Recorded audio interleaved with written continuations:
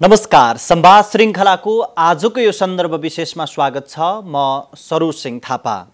विशेष गरी हिजो एसिड आक्रमणमा परेकाहरूको पक्षमा प्रधानमन्त्रीले 5 वटा घोषणा गर्नुभएको छ। सँगसँगै हिजो गृहमन्त्री रामबहादुर थापा बादल, कानुन मन्त्री डाक्टर शिवमाया तुङबा हाम्फे, महान्यायाधिवक्ता खरेल, मुख्य सचिव र विभिन्न मन्त्रालयका सचिवहरूलाई राखेर एसिड आक्रमणमा परेकाहरूको पीडा सुन्ने काम बालुवाटारमा भएको छ। 12 जना पीडित जलन भोगेका सरकारी कर्मचारी पुरुषोत्तम दाहाल र विगत 6 वर्षदेखि एसिड आक्रमणमा परेकाको उपचारमा जुटेका उज्जवल विक्रम थापा पनि बालुवाटारमा सहभागी हुनुहुन्थ्यो।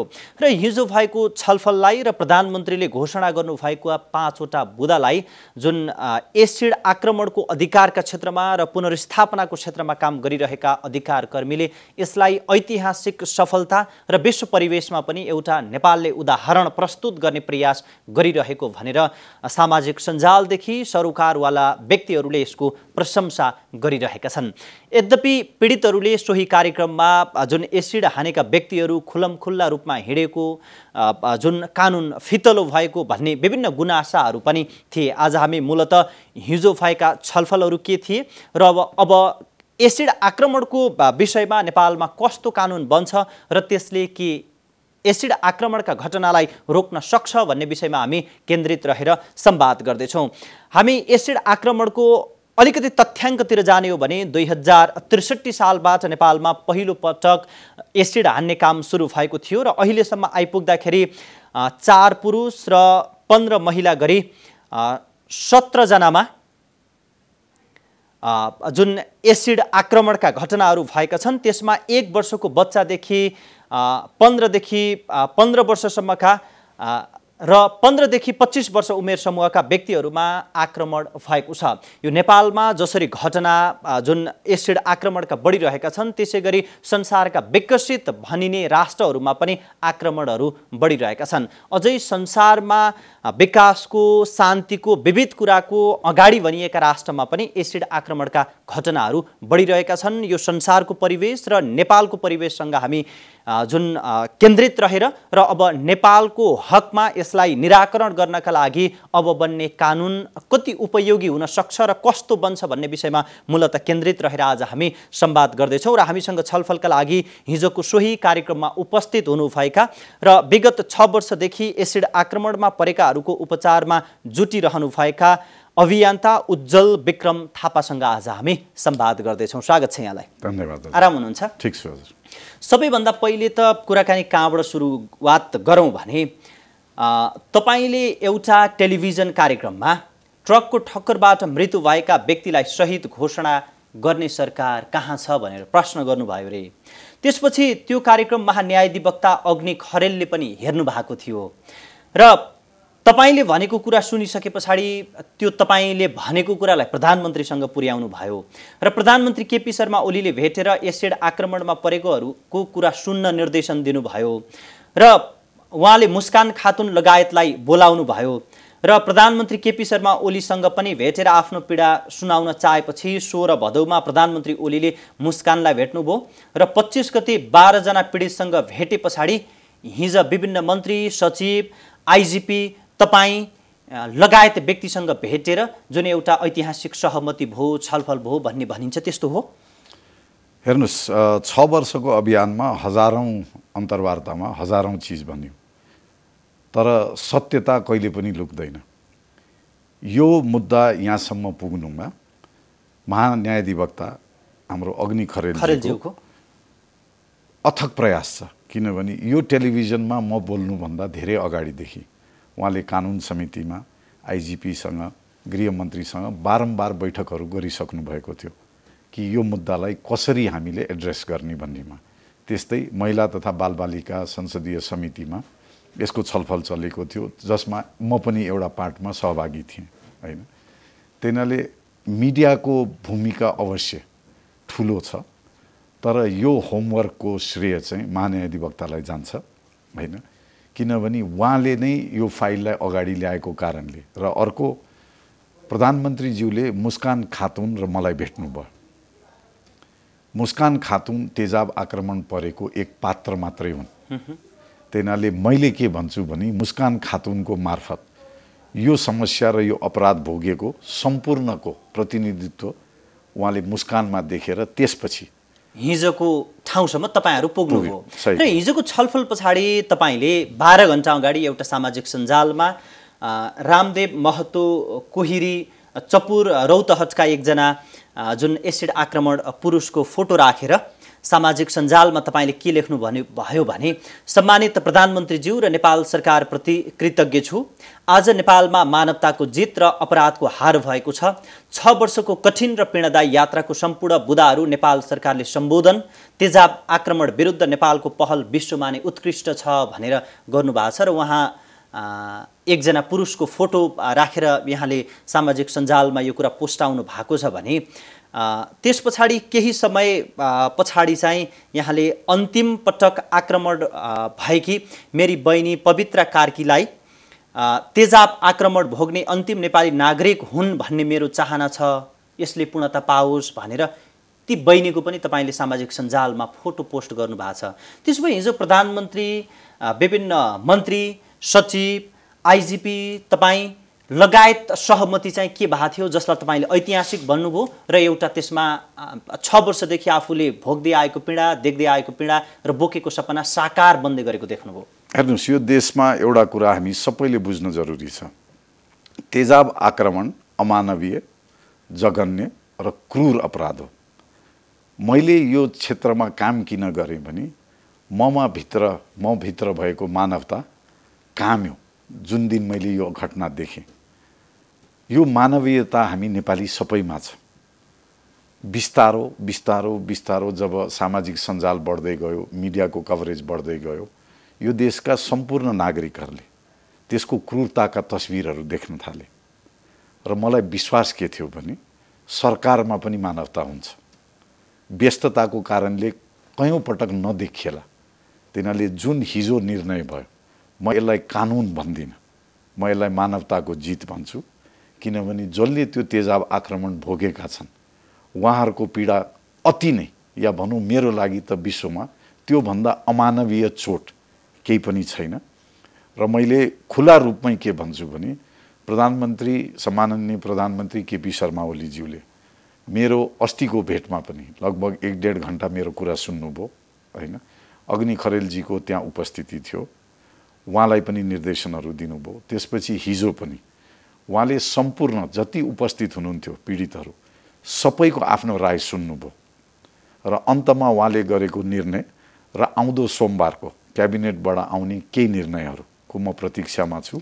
सर, जसरी यहाँले जुन एउटा ऐतिहासिक यो कदम हो र यो विश्वका लागि पनि एउटा पाठ बन्न सक्छ भन्ने जुन शब्द खर्चिनु भयो, त्यसमा अघि पनि मैले भने, अघि त मैले 17वटा घटनामा खास 19 जना पीडित हुनुहुन्छ। मैले चाहिँ खास अघि 17वटा जुन पीडित भने, ती 19वटा पीडितहरूलाई अब सम्बोधन गर्ने गरी अब कानुन बन्दैछ, प्रधानमन्त्रीले सम्बोधन गर्दै हुनुहुन्छ भन्दाखेरि तपाईलाई चाहिँ खास के लाग्यो? प्रधानमन्त्रीको डेडिकेसन तगडा देख्नुभयो कि अब बन्ने कानुन तगडा बन्ने सम्भावना देख्नुभयो कि हिजोको दिनमा पनि प्रयासहरू त भएको थियो होला, त्योभन्दा पृथक देख्नुभयो कि किन तपाईँलाई ऐतिहासिक लाग्यो? हेर्नुहोस्, यो ऐतिहासिक किन हो भने जुन सङ्ख्यामा हामी कुरा गर्छौँ, 17वटा घटना 19वटा पीडित, त्यसमा 4 पुरुष 15 महिला। विश्वले एउटा कुरा सिक्नुपर्छ नेपालबाट के भने यदि यो 17 र 19 को कुरा गर्छौं भने पछिल्लो 5 वर्षमा करिब 13वटा केस भए।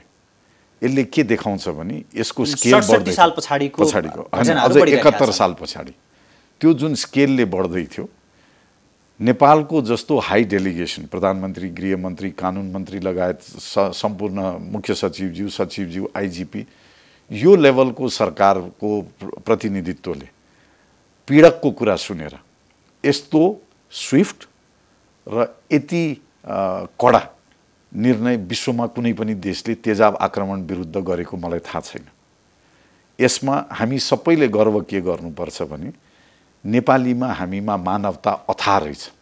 किनभने जुन प्रकारले यो डिसिजन आएको छ, हामीले के गर्यौं त भन्दा 19वटा पीडित हुने बित्तिकै हामीले यो अपराध बढ्छ, यसले क्षति धेरै गर्छ भन्ने प्रधानमन्त्रीज्यूले यो महसुस गर्नुभयो र कडा कदमको साथ यसलाई बन्द गर्न नसके पनि न्यूनीकरणको लागि चाहिने सम्पूर्ण कदमहरू चल्नु भएको छ। यो विश्वमै एउटा नमुना हो। अब यो विश्वमै एउटा नमुना त हामीले जुन सेट गऱ्यौँ भनेर भन्दै गर्दाखेरि प्रधानमन्त्री ओलीले यसमा पहल कदमी लिनुभयो, तपाईँका कुरा सुन्नुभयो, पटक पटक तपाईँसँग भेटवार्ता भयो र तपाईँ आफै पनि एउटा राजनीतिक छवि भएको, राजनीतिक पृष्ठभूमिबाट उठेर आएको व्यक्ति, विभिन्न किसिमका सामाजिक सेवाहरू गर्दै आउनु भएको छ। भलै तपाईँले भन्न त त्यति धेरै रुचाउनुहुन्न, मैले थाहा भएको कुरा यहाँ जोडेँ। तपाईँ अब विभिन्न भूकम्प पीडितहरूलाई गरेको बनाएको उद्धारको कुरा होस्, त्यस पछाडि जलनमा भोगेकाहरूलाई जुन पुनर्स्थापनाका लागि गरेको प्रयास होस्, चाहे अहिले एसिड आक्रमणमा परेकाहरूका लागि यहाँले गरेको प्रयास हो, अहिलेको यो बिन्दुमा आइपुग्नका लागि आफ्नो कन्ट्रिब्युसन तपाईँले पुर्याउनु भएको योगदान पनि निकै ठुलो अतुलनीय होला नि त। हेर्नु, सर्वप्रथम सबैभन्दा अमूल्य चिज समय हो। मान्छेले सामाजिक सेवा भनौँ या कुनै सामाजिक अभियन्ताको लागि अधिकांशले पैसाको कुरा गर्छन्। पैसा एउटा आउटकम हो। म गर्व गर्छु म नेपालमा जन्मेको छु, किनभने नेपाल सरकारले 4-5वटा तेजाब आक्रमणको पीडितहरूलाई राहत स्वरूप केही पैसा दिएको छ। नभए सम्पूर्ण उपचार र पुनर्स्थापन नेपाली जनताले पैसा उठाएर गरिदिएका छन्। त्यसको माने नेपाली जनतामा त्यो गर्ने चाहना कति छ, अकाउन्टेबिलिटीको कमी हो। हामी सबैले मेहनत गरेर पैसा कमाउँछौँ, सही ठाउँमा जान्छ कि जान्दैन भन्ने प्रश्न ठुलो हो। तर हामी त्यो दुःख गरेर कमाएको पनि अरूको दुःखमा एकदम यो त हेर्नुहोस्, तेजाब आक्रमण भोगेका सम्पूर्ण पीडकहरूलाई यहाँले सोध्नुहोस्, उहाँहरू आज जीवित हुनुहुन्छ, उहाँहरू आज सङ्घर्षमय हुनुहुन्छ, किनभने नेपाली जनताले माया गरेर पैसा दिएर उहाँहरू बाँच्नु भएको हो। यसमा हामी सबैले गर्व गर्नुपर्छ। उहाँहरूलाई जुन आफूले दुःख गरेको, पसिना बगाएको, रगत बगाएर कमाएको पैसा पनि ती पीडितहरूको पक्षमा उहाँहरूले खर्च गर्न चाहनु भनेको तपाईँहरू जस्ता व्यक्ति पहल कदमी लिएर इनिसिएसन लिएको कारणले गर्दा उहाँहरूले पनि सहयोग गर्न चाहनुहुने हो। खास तपाईँ त राजनीति गरिरहेको व्यक्ति, नेपालमा खास राजनीति त आजको दिनमा अधिकांशले यस्ता विषयमा त गरेका छैनन्। अरूले नगरेको ठाउँमा राजनीति भनेकै सहयोग हो भन्ने कुरा चाहिँ तपाईँले किन देख्नुभयो, कसरी देख्न थाल्नुभयो? होइन, जुन दिनदेखि राजनीतिलाई यहाँ पेसामा लेखिन थालेछ मलाई अचम्म लाग्छ। राजनीति पेसा होइन, मैले जानेको राजनीति सेवा हो। तर तपाईँका समकक्षीले अथवा भनौँ तपाईँका साथीहरूले यस्तो राजनीति त गर्दैनन् जुन तपाईँले गरिरहनु भएको छ। हेर्नुहोस्, आफ्नो आफ्नो आउटलुक हो लाइफमा, होइन? जस्तो पीडा नदेख्ने मान्छे, कोमलता नभएको मान्छेले राजनीति गरेर कुन ठाउँमा पुगिन्छ भन्ने तस्बिर हामी सामु प्रशस्त छ। तपाईँ वीर हस्पिटल गएर हेर्नुहोस्, तपाईँ टिचिङ हस्पिटल गएर हेर्नुहोस्। राजनीति भनेको सेवाभाव हो, मेरो दृष्टिकोण, होइन? सेवाभावले मन जितिन्छ। यहाँ समस्या के भने भोटले जित्ने मात्रै खेल्छ। त्यही मेरो राजनीति सायद मन जित्ने होला, अरूको लागि भोटै सबै चिज हुन सक्ला।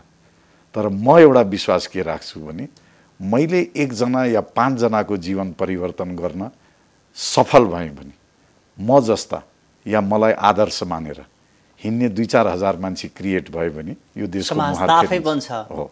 त्यही परिवर्तन मबाट सुरु हुन्छ, परिवर्तन भाषणबाट सुरु हुँदैन। त्यसो भए अब हिजोको घटनाबाट त तपाईँ उत्साहित पनि हुनुहुन्छ निकै? एकदम खुसी छु। के जीवनै जिते जस्तो महसुस भएको छ तपाईँलाई? त्यो त होइन, यो जुन मैले हिजो पनि त्यहाँ सभा हलमै बोलेको छु, हाम्रो कानुनको शब्दहरू गलत छन्। जस्तो घाउ चोट हेरेर 3 देखि 8 वर्षको सजाय भनेको छ, त्यसले के प्रश्न देखाउँछ भने हिजोसम्म या नयाँ कानुन नआउन्जेलसम्म नेपाल सरकार र नेपालको न्याय प्रणालीले तेजाब आक्रमणलाई एउटा शारीरिक क्षतिको रूपमा मानेको छ। त्यही नाले त शब्द के प्रयोग भएको छ भने घाउ चोट हेरेर, शारीरिक क्षति हेरेर। अब त्यसमा परिवर्तन हुन्छ भन्ने मेरो विश्वास छ, किनभने तेजाब आक्रमण केवल एउटा शारीरिक चोट होइन, त्यो मानसिक चोट हो, त्यो एउटा सामाजिक चोट हो, त्यो एउटा आइडेन्टिटीको चोट हो। त्यही यो चिजमा मैले हिजो पनि प्रश्न के भने 3 देखि 8 वर्ष शारीरिक चोटको लागि ठिक छ, अब थपौँ मानसिक चोटको कति दिने, शारीरिक चोटको कति दिने, सामाजिक चोटको कति दिने। म एउटा तेजाब आक्रमणको अभियन्ता भएको कारणले र त्यो हलभित्र बसेका सम्पूर्ण पीडकहरूको तर्फबाट जन्म कैदभन्दा तल यो अपराधमा स्वीकार्य हुँदैन भनेर हामीले आफ्नो राय राखेर निक्लेका छौँ।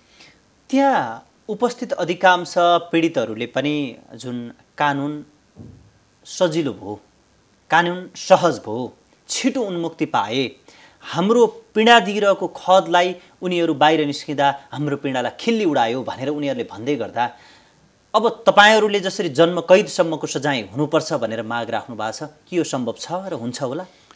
मेरो हिसाबमा जुन दृश्य हिजो त्यो हलभित्र थियो, सायद त्यहाँ भावुक नभएको कुनै पनि नेपाल सरकारको पदाधिकारी या उच्च स्थानमा विराजमान नेतागणहरू हुनुहुन्थ्यो, किनभने त्यो हो सही चित्रण तेजाब आक्रमणको। जतिजना त्यहाँ जुन पहिलो पटक प्रतिबिम्बित भयो संस्थागत हिसाबमा, सामूहिक हिसाबमा, हैन, उहाँहरूको परिवारले भोगेको पीडा, उहाँहरू स्वयं आफैले भोगेको पीडा, उहाँहरूले भोग्नु परेको सामाजिक छुछुत निर्णय, हैन, यो सबैले मेरो हिसाबमा त्यो हलभित्र भएको जुन आवश्यक सम्पूर्ण पदाधिकारीहरूलाई सम्माननीय प्रधानमन्त्रीज्यूले बोलाउनु भएको थियो, यसले मेरो आश जागेको छ।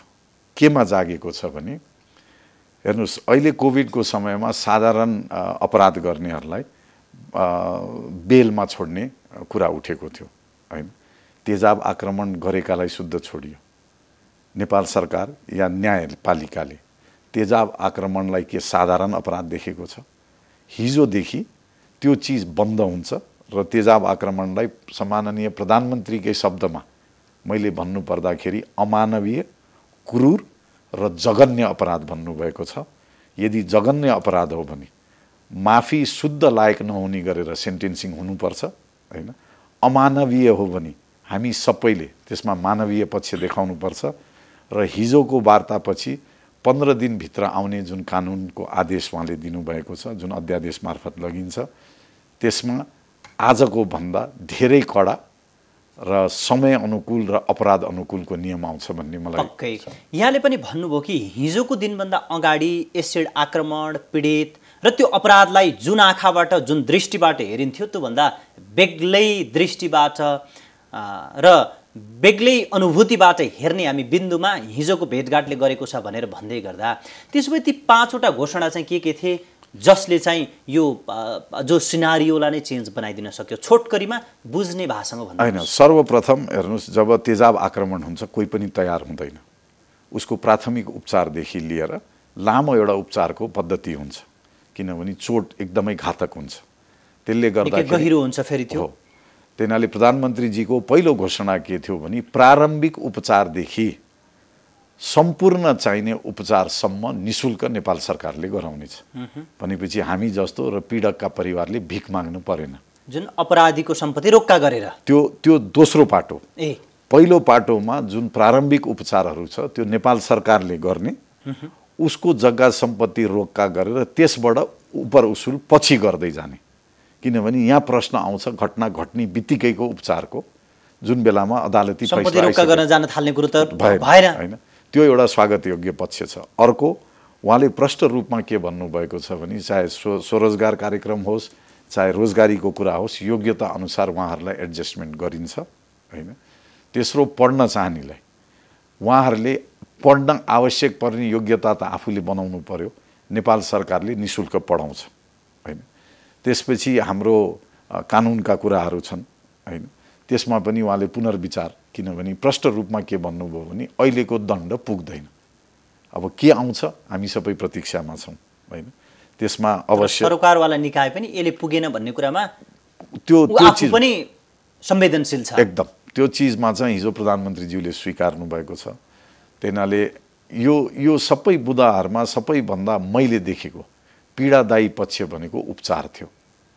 त्यो उपचार कसैसँग भिख माग्न नपर्ने र एउटा पीडक नेपाली नागरिकले अस्पताल पुगिसकेपछि सकिने र चाहिने दुईटै उपचार पूर्ण रूपमा हुन्छ भन्दाखेरि म अति नै उत्साहित छु।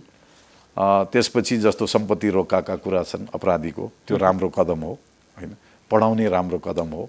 पुनर्स्थापनमा रोजगारको कुराहरू छन्, त्यो अति नै राम्रो कुरा हो। त्यो रोजगारीको कुरामा पनि आम दर्शकहरूले थाहा पाउनुपर्छ, कस्तो रोजगारी, कहाँ दिने रोजगारी, कसरी दिने रोजगारी, जस्तो म एउटा उदाहरण भन्छु।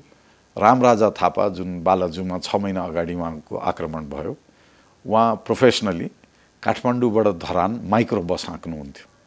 मैले एउटा कार्यक्रममा के भने उहाँलाई सरकारले ड्राइभरको नोकरी दिन मिल्दैन भन्दा यहाँहरूकै टेलिभिजन मार्फत शुभ समाचार के भने हाम्रो महान्यायाधिवक्ता खरेलज्यूले उहाँलाई महान्यायाधिवक्ता कार्यालयमा ड्राइभरकै पदमा नियुक्ति गर्दै हुनुहुन्छ र उहाँ अहिले पनि शारीरिक उपचारको क्रममा हुँदाखेरि नसकुन्जेल कार्यालयमा सकिने काम गर्ने र स्वस्थ भइसकेपछि पुनः ड्राइभरमै उहाँले काम गर्न पाउने, यो एउटा सकारात्मक कदम हो र यस्ता कदमहरू अब आउँछन्। प्राइभेट सेक्टरहरूबाट पनि अफरहरू आएका छन् हैन।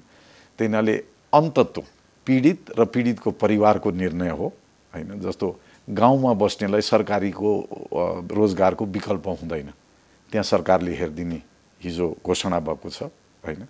सहरमा भएकाहरूको लागि रोजगारको ग्यारेन्टी गरिदिने, पीडितले प्राइभेट सेक्टरमा गर्छ कि सरकारी सेक्टरमा गर्छ त्यो उहाँहरूको निजी निर्णय। तर सरकार सरकारी सेवामा उसलाई लगाउन पनि तयार छ। सर अब यो कार्यान्वयनको पाटो चाहिँ कस्तो होला त? हामी त फेरि कानुन बनाउन, नियम बनाउन त एकदम सिपालु तगडा, संसारमा सबभन्दा छोटो समयमा धेरै संविधान बनाउने अन्तर्गत पर्ने व्यक्ति, कार्यान्वयनको पाटोमा चाहिँ कस्तो रहला त? हेर्नुहोस्, एउटा कुरा के छ भने यो जुन चिज हिजो भएको छ त्यसको सबैभन्दा बुझ्नुपर्ने कुरा के हो भने जनमानसको आक्रोश, यो अपराध सम्बन्धी र यो लाचारीपन सम्बन्धी। त्यैनाले मलाई एउटा चिज के लाग्छ भने कार्यान्वयन हुन्छ, किनभने म एउटा अभियन्ताको रूपले, यो देशको नागरिकको रूपले यो अन्तिम होस् भनेर मैले हिजो पवित्र कार्की बहिनीको तस्बिर हालेँ। तपाईँ आजको दिनसम्म त जसरी ती पीडितहरूको आँसु देख्नु भएको छ, पीडा देख्नु भएको छ, आक्रोश देख्नु भएको छ, वेदना देख्नु भएको छ, एउटा नीतिगत हिसाबमा त यो मुद्दा विसर्जन होला, तर अर्को पाटोबाट त फेरि सुरु हुन्छ, कार्यान्वयनतिर त जानु पर्यो भने तपाईँको त फेरि अभियान थप सशक्त हुन्छ होला नि? होइन, कुरै छैन। अब जस्तो अहिले जो मान्छेहरूलाई छोडिएको छ जेलबाट, उहाँहरूलाई पुनः जेल चलान हुन्छ कि हुँदैन होइन। जो व्यक्तिहरूका वर्षौँदेखि मुद्दाहरू अदालतमा सुरुवात भएका छैनन्, त्यो मुद्दा सुरुवात हुन्छ कि हुँदैन होइन।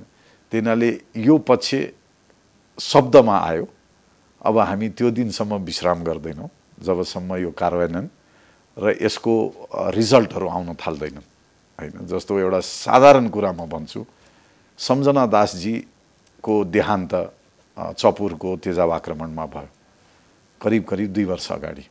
उहाँको मुद्दै सुरु भएको छैन। कति पीडादायी होला त्यो परिवारलाई, कति पीडादायी होला त्यो बहिनीलाई जसले तेजाब आक्रमण जस्तो अमानवीय अपराध भोगेर मृत्यु ग्रहण गर्नु पर्यो, उहाँकै मुद्दा सुरु भएको छैन। त्यैनाले हामी अब काम कारवाही के हुँदो रहेछ त्यता हेर्छौँ र कुनै पनि पीडित यिनीहरू चुप लागेर बस्दैनन्। सर, तपाईँ जसरी अहिले छुटेकाहरूलाई फेरि हामी जेल पठाउने काम, कैद भुक्तानको कामसम्म हामीमा लाग्छौँ भनेर भन्दै गर्दाखेरि नेपालको न्याय प्रणालीमा त डन र धनको ठुलो प्रभाव छ भनेर भन्छन्। त्यस्ता व्यक्तिबाट तपाईँलाई कुनै? म चाहिँ हेर्नु सकारात्मक सोच भएको मान्छे। तपाईँले त्यस्तो समस्या भोग्नु परेको छ कि छैन? छैन, मलाई त्यो चाहिँ केही पनि छैन होइन। र एउटा कुरा म के भन्छु भने हामीमा नकारात्मकता धेरै भयो देशमा होइन। म आज यहाँहरू मार्फत एउटा कुरा भन्न चाहन्छु। जब पहिलो घटना घट्यो, म र एकजना सिने कलाकार, मैले उहाँको नाम आज लिनै पर्छ, सञ्चिता लुइटेलजी, हामी 2 जना लन्ठङ हिँड्दै तेजाब आक्रमण भोगेको सेवामा निक्लेका थियौँ। उहाँ एकजना बहिनीले मैले परिवर्तन ल्याउँछु भनेर विश्वास गर्नुभएको रहेछ। अरू त्यो बेलामा मलाई धेरै नकारात्मक कुरा हुन्थ्यो, एउटा व्यक्तिले के न परिवर्तन गर्न सक्छ। हेर्नुहोस्, आज यहाँको टेलिभिजनमा बसेको छु, तर 6 वर्षको भोगाइले त्यो सही रहेछ भन्ने एकदम। हेर्नुहोस्, त्यैनाले आज यहाँहरूकै माध्यमबाट मैले सञ्चिता लुइटेल बहिनीलाई धन्यवाद दिनुपर्छ होइन। त्यसपछि धेरैजना पत्रकार बन्धुहरू, धेरैजना सिने कलाकारहरू, धेरैजना गायकहरू, यहाँसम्म कि बलिउडका कलाकारहरू शुद्धको साथ सहयोग र हजारौँ नेपालीको डोनेसनले उपचार जुन पीडितहरूले पाउनुभयो उहाँहरू सबैप्रति म कृतज्ञता ज्ञापन गर्छु र साथसाथै अब यो कार्यान्वयन हुन्छ कि हुँदैन भन्ने पाटोलाई यहाँहरूले त्यति नै चेतनामूलक गम्भीरतापूर्वक लिदिदिनुहोस्। यो चिज कार्यान्वयन हुन बाध्य हुन्छ, हामीले बाध्य बनाउने हो। तिनीहरूले नकारात्मक सोच नराखौँ होइन। यदि हामी सबैले अब केही दिनपछि प्रश्न गरौँ मुस्कान खातुनको केस के हुँदैछ, जेनी खड्काको केस के हुँदैछ, पत्रकार बन्धुहरूले प्रश्न गरिदिनुहोस्, रौतहट चन्द्रनिगापुरको केस के हुँदैछ, हामी नै हौँ सरकार। हाम्रो चासो र चिन्ताले नै भोलि के हुन्छ भन्ने कुरा देखाउँछ। अब हामी 1 वर्षको बच्चादेखि जुन 15 देखि 25 वर्ष उमेर समूहका सबैभन्दा धेरै तेजाब आक्रमण भएको छ, त्यसमा पनि महिला। र मैले कारण खोज्दै जाँदाखेरि भन्दा पनि त्यो फेरि तेजाब आक्रमण गर्ने जुन अपराधी पनि 20 देखि 25 वर्ष उमेर समूहको छ भने त्यहाँ प्रेमको कुरा, यौनको कुरा, इगोको कुरा उसले नमानिदिएको कुराले तेजाब आक्रमण भएको मैले सरसर्ती हेर्दा देखेँ। खास यो उमेर समूहलाई 15 देखि 25 वर्ष उमेर समूहलाई लक्षित गरेर आक्रमण भएको छ र फेरि तेजाब आक्रमण गर्ने पनि 20 देखि 25 वर्ष उमेर समूहको छ भने यो कुराले देखाउने सुझाव के हो र दिने सङ्केत चाहिँ के हो? हेर्नुहोस्, प्रहरीको अनुसन्धानमा यहाँले अघि भन्नुभयो कहिले प्रेम प्रस्ताव आउला, कहिले यौनका कुरा आउलान्, कहिले इगाका कुरा आउलान्। म एउटा सामाजिक अभियन्ताको हिसाबमा के भन्ने मान्छे हो भने कारण खोज्नु हुँदैन। यो विश्वमा कुनै पुरुषले महिलालाई या महिलाले पुरुषलाई तेजाब छाप्न पाउँदैन, फुल स्टप होइन।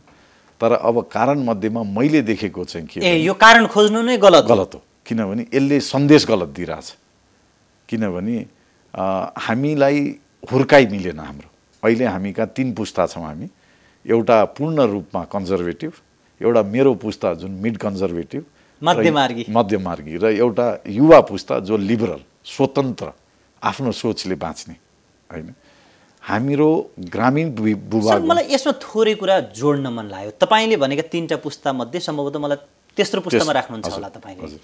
यो पुस्ता सबभन्दा पहिलो कुरा त जति बेला यो पुस्ता जन्मिँदै थियो त्यति बेला जनयुद्धको समय थियो, जसले प्रविधिको विकास भइसकेको थियो। टेलिभिजन रेडियोमा दाजुभाइले ज्यान गुमाएको, सेना मरेको, विद्रोही पक्ष मरेको, आफ्नो आँखा अगाडि आफ्नो आमामाथि बलात्कार भएको, दिदीमाथि बलात्कार भएको, बाउलाई कुटपिट गरेर मारेका त्यस्ता कुराहरू सुन्दै हुर्केको जुन मनोवैज्ञानिक विकास त्यसरी हुँदै आयो।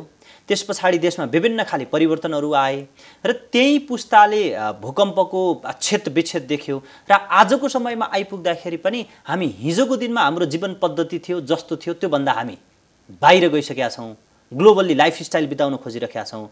तर देशको अर्थतन्त्र, व्यक्तिको जीवनस्तर, यी हरेक कुराले ऊ डिप्रेस छ, फ्रस्ट्रेटेड छ।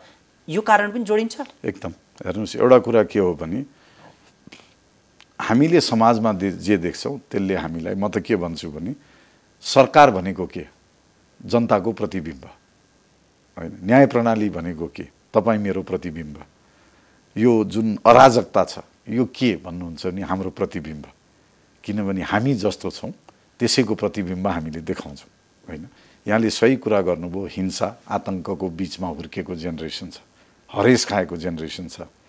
लाइफस्टाइल हामी, म त अझ के भन्छु भने 1000 रुपियाँमा बाहिरी शारीरिक सौन्दर्यताको लागि टी सर्ट, जिन्स र जुत्ता त हामी लाउन सक्ने भयौँ। भित्र हामी अहिले पनि नेपाली छौँ। आफ्नोपन देखाउनलाई हामी इन्फिरियर भन्ठान्छौँ।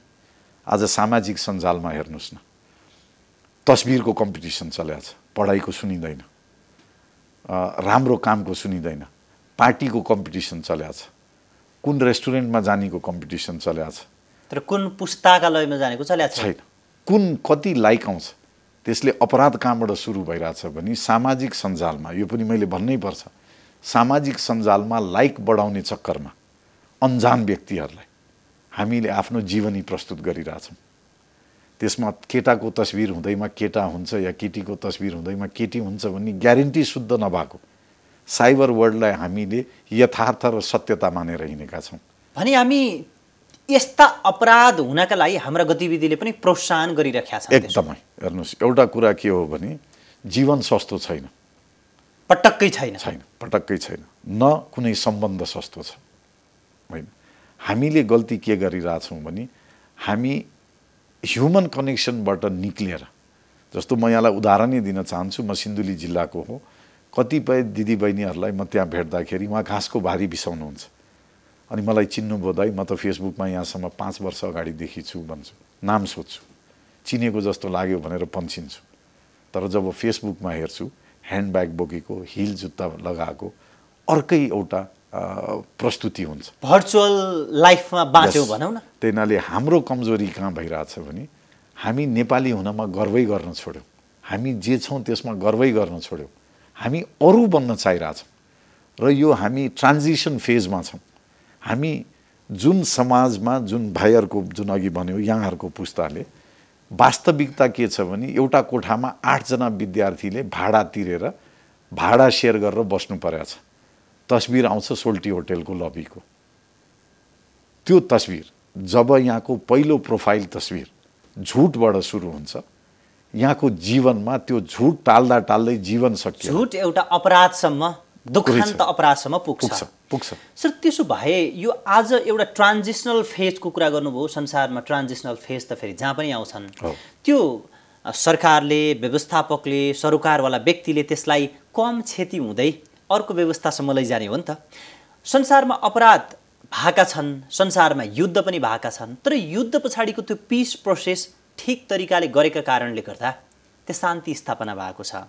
तर हामी कहाँ त कागजी पानामा मात्र पिस प्रोसेसलाई कम्प्लिट गरियो, यो पनि एउटा कारण बन्न सक्छ अथवा अरू के हो त अहिलेको यो परिस्थिति निम्ति? हेर्नुहोस्, यहाँ र म दुईजनाले 62-63 को भनौँ न परिवर्तनपछि हामीले सधैँ संसद भवनतिर हेर्छौँ।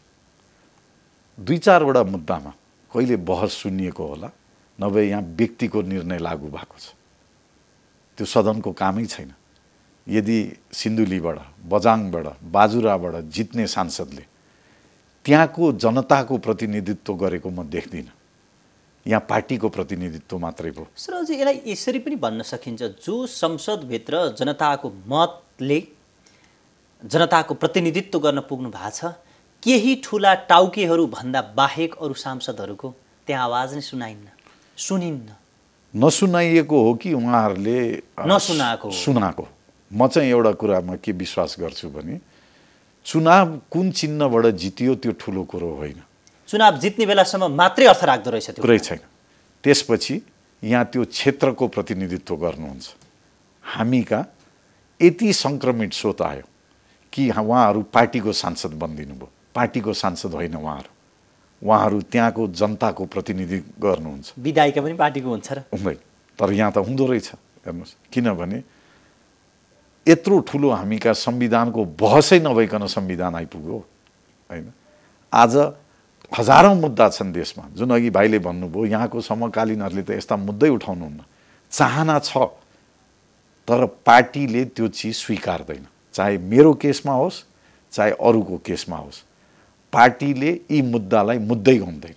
सर यहाँले एउटा कुरो कस्तो गम्भीर विषय उठान गर्नुभयो भने पछिल्लो पुस्ताले नेतृत्वमा अधिकांश पुरानो पुस्ता छ, तर नेपालको उमेर समूह अधिकांश युवा पुस्ताको छ।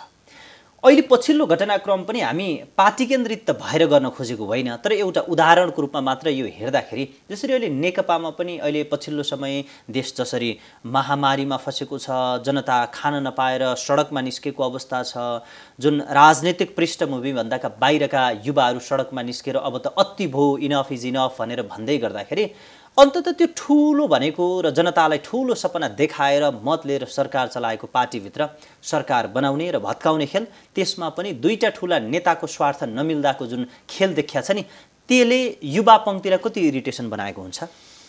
अत्याधिक। तर युवा पुस्तासँग पनि मेरो एउटा गुहार छ। काठमाडौँ, पोखरा, विराटनगर, नेपालगञ्ज मात्रै नेपाल होइन, यहाँहरूको बोलीमा, यहाँहरूको भोगाइमा जे यहाँले अति देख्नुहुन्छ त्यो भन्दा अति नै धेरै बेहोरेका नेपाली गरिब जनताहरू ग्रामीण भेगमा छरिएर बस्नुभएको छ। हाम्रो नेतागणहरूलाई मेरो एउटा विनम्र अनुरोध के छ भने धेरै टाढा जानै पर्दैन।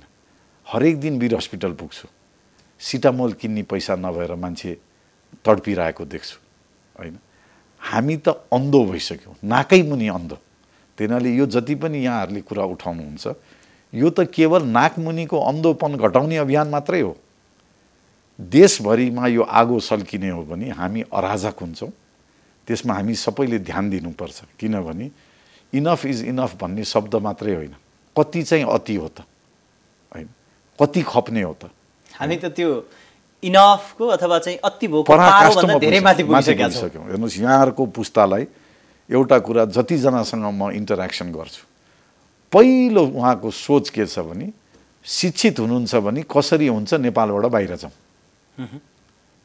एउटा हाम्रो जुन तातो रगत छ, जुन काम गर्न सक्ने समुदाय छ, र त्योभन्दा पनि इम्पोर्टेन्ट जसले अहिले ग्लोबल स्ट्यान्डर्डको एजुकेसन पाएको छ, त्यो पुस्ताको चाहना नेपाल छोड्ने छ। यो कति ठुलो विडम्बना हो। हेर्नुहोस्, शिक्षाको कुरा गर्नुहोस्, स्वास्थ्यको कुरा गर्नुहोस्, रोजगारका कुरा गर्नुहोस्, हामी आफ्नो बाहेक राम्रोलाई गर्दै गर्दैनौँ। कहाँबाट आउँछ विकास, कहाँबाट आउँछ परिवर्तन? होइन, हामी पोखरी त फोहोर देख्यौँ, तर त्यो फोहोर पोखरीलाई देखेर छि कति फोहोर भनेर थुकेर हिँड्यौँ, सफा गर्ने आँट गरेनौँ भने त्यो त सधैँभरि फोहोर भइरहन्छ। होइन, गरेका छन्। हेर्नुहोस्, आज एउटा कुरा म यहाँलाई भन्छु, सिन्धुली अस्पतालमा अहिले व्यवस्थापन प्रमुख प्रहलाद पोखरेलजी हुनुहुन्छ। उहाँको राजनीतिक पृष्ठभूमि छोडिदिउँ, उहाँ कुन विचारधाराको हो छोडिदिनुहोस्, अहोरात्र उहाँले खटेर नमुना काम गरिरहनु भएको छ जिल्लामा। तर त्यो आइडलाइज गर्ने को? हामीले मिडिया भनेकै पोलिटिक्स बनायौँ, मिडिया भनेकै 8 जनाको अनुहार बनायौँ। सकारात्मक काम गर्ने, राम्रो काम गर्ने, सबैको लेभल अरबको हुँदैन, कसैको 1000ले नै उसले परिवर्तन ल्याइरहेको हुन्छ। ती व्यक्तिहरूलाई सोसाइटीमा आइडल पर्सनालिटी हामी बनाइदिन सकेनौँ। सर, हामी हाम्रो मूल विषयतिरै जाउँ। अब सबै नीतिको पनि मूल नीति भएको कारणले गर्दाखेरि राजनीतिभन्दा अछुतो रहन त सकिने रहन्छ, त्यसैले हामी विषयान्तर त भएको होइन। अब नेपालको हकको कुरा गर्ने हो भने जति पनि आक्रमणहरू भएका छन् ती सहर केन्द्रित ठाउँहरूमा भएका छन्, तर जो गाउँबाट बसाइ सरेर सहरमा आउनु भएको छ उहाँहरूमा बढी देखिएका छन्। यो किन, मलाई छोटोमा भन्नुहोस्। हेर्नुहोस्, एउटा कुरा के हुन्छ भने अघि जुन मैले पुस्ताको कुरा गरेँ, एउटा युवा कसरी हुर्किन्छ भने उसको आमालाई उहाँको बुवाले हेपेको देख्छ, उहाँको हजुरआमालाई उहाँको हजुरबुवाले हेपेको देखेर हुर्किया छ। किनभने यो हामी कहाँ छ। पहिला कुरा हामीले तितोपन स्वीकार्नुपर्छ, होइन, नचाहिँदो पुरुषार्थ हामीमा छ, होइन। त्यहीनाले उसले के गर्छ भने जब कसैसँग सम्बन्ध हुन्छ उसको, उसले बाउको पारा निकाल्छ। अहिलेको युवा पुस्ताका चेलीबेटीहरू त्यो स्वीकार्य हुँदैन। जब उसले आवाज उठाउँछ, तर फेरि सर यहाँ त पुरुषलाई पनि आक्रमण भएको छ। हेर्नुहोस्, पुरुषको आक्रमण कस्तो छ भने जुन हामीले अघि मैले तस्बिर हालेको केसदेखि उहाँलाई कसले गर्यो हामीलाई थाहा छैन। त्यहीनाले यो रिलेसनसिप भनेको कस्तो हुन्छ, रामराजा थापालाई उहाँको आफ्नै श्रीमतीले राति 12 बजे आफू सुत्ने खाटमा छ्यापिदिनु हो। सुरक्षित ठाउँ कहाँ खोज्न जाने यदि यो डोमेस्टिक भाइलेन्स हो भने, होइन। अर्को एउटा जब वाइफाईको पासवर्ड नदिएको कारणले हाम्रो महर्जन भाइलाई चितवनमा तेजाब छापियो। कसले? छिमेकमा बस्ने, भाडामा बस्ने, अर्को कोठामा बस्ने व्यक्तिले, होइन। यसको औषधि अथवा सञ्जीवनी बुटी भनेको त हामी विवेकी बन्नु, ज्ञानी बन्नु, संयमी बन्नु। यसको एउटा बुटी मध्येमा के भने अब आउने कानुन यसलाई प्रचार गर्नुपर्छ कि यहाँले तेजाब छाप्नुभयो भने यो छ भनेको त्यो कानुन देखेर थरर रहोस्। कानुन देखेर थर्काउने बाहेक यसमा विकल्प छैन। चाहे यहाँले बङ्गलादेशको केस हेर्नुहोस्, मृत्युदण्ड ल्याइसकेपछिको घटाइ हेर्नुहोस्। किनभने तेजाब आक्रमण गरेँ भने मलाई मृत्युदण्ड छ भनेपछि त्यो तेजाब घटेको छ। सर, यहाँले बङ्गलादेशको कुरा उठाउनु भयो, हामी महिला र पुरुषको कुरा गर्दै थियौँ। खासमा त पहिलो घटना मैले खोज्दै गर्दाखेरि पाकिस्तानमा तेजाब आक्रमण महिलामाथि भएको देखेँ र कतै कतै फेरि बङ्गलादेशमा पनि भएको भनेर देखिन्छ। तर आजको दिनमा आइपुग्दाखेरि हाम्रा जस्ता देशहरूमा महिलामाथि बढी, जस्तो साउथ एसियन राष्ट्र, त्यसमा पनि अलि हामी अविकसित, एक हिसाबले भन्ने हो भने विकासको दृष्टिकोणले हेर्दाखेरि हामी थर्ड वर्ल्ड भनेर भन्छौँ, त्यस्तो ठाउँमा चाहिँ महिलामाथि आक्रमण भएको छ भने संसारका हरेक कुराले सम्पन्न बेलायत जस्ता राष्ट्रहरूमा पुरुषमाथि आक्रमण भइरहेको छ, यो किन त्यस्तो रहेछ? हेर्नुहोस्, यस्तो चिज छ, ह्युमन साइकोलोजी भनेको एकदम कम्प्लेक्स चिज हो। मैले बारम्बार सामाजिक सञ्जालमा 6 वर्ष के लेखेँ भने यो अपराधी मानसिक सन्तुलन बिग्रेको व्यक्ति हो। यसको हामीले कहिले साइको एनालिसिस टेस्टै गरेका छैनौँ, होइन? किनभने मानसिक सन्तुलन ठिक भएको, हामी सबैमा रिस हुन्छ, पोख्ने तरिका हुन्छ। भाइ र म बसेका छौँ, मैले केही चिज उठाएर अहिले भाइलाई हानुला, त्यो इन्स्टिङ्क्टिभ रिस हो। यो प्लान्ड एक्जिक्युटेड एउटा क्राइम हो, जसको लागि उसले तेजाब किन्नु पर्यो, बोकेर जानु पर्यो, पीडितलाई कहाँनिर छ्याप्ने उसले मौका मिलाउनु पर्यो। त्यसैले यी व्यक्तिहरूको साइको एनालिसिस टेस्ट गर्न एकदम आवश्यक छ।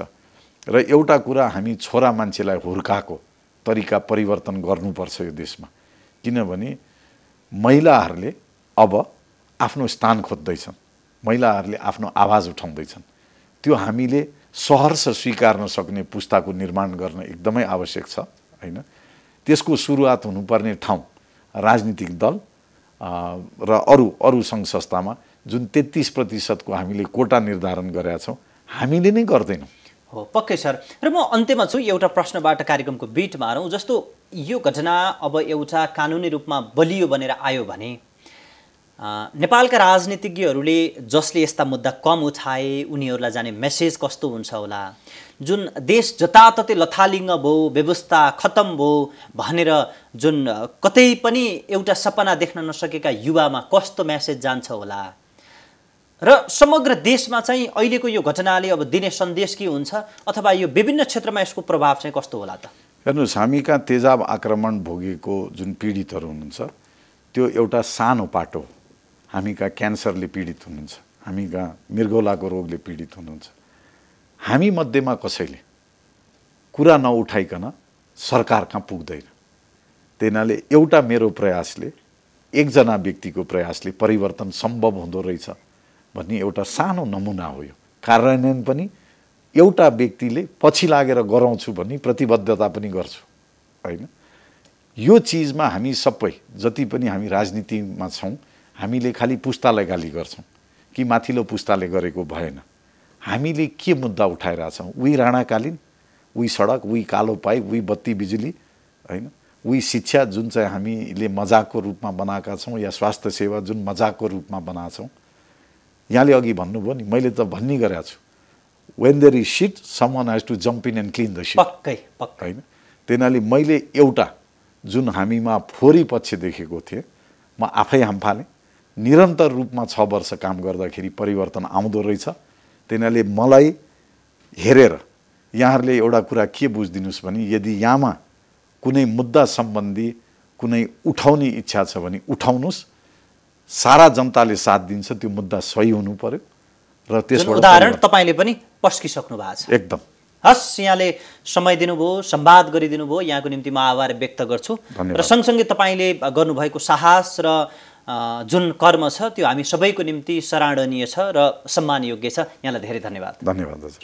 दर्शकबिन, उहाँ हुनुहुन्थ्यो एसिड आक्रमणमा परेकाहरूको उपचारमा हकितमा सक्रिय रहँदै आउनुभएका उज्जवल विक्रम थापा। उहाँसँग मूलतः एसिड आक्रमणका घटनाहरू किन घट्छन्, यसलाई पुनर्स्थापना घटना पछाडि ती व्यक्तिहरूलाई कसरी गर्नुपर्छ, कानुन कस्तो बन्नुपर्छ, नेपालको समस्यादेखि विश्वमा यसका घटनाहरू कस्ता छन्, मूलतः यिनै विषयमा केन्द्रित रहेर संवाद गऱ्यौँ। नयाँ पात्र र विषयका साथ पुनः उपस्थित हुनेछौँ। नमस्कार।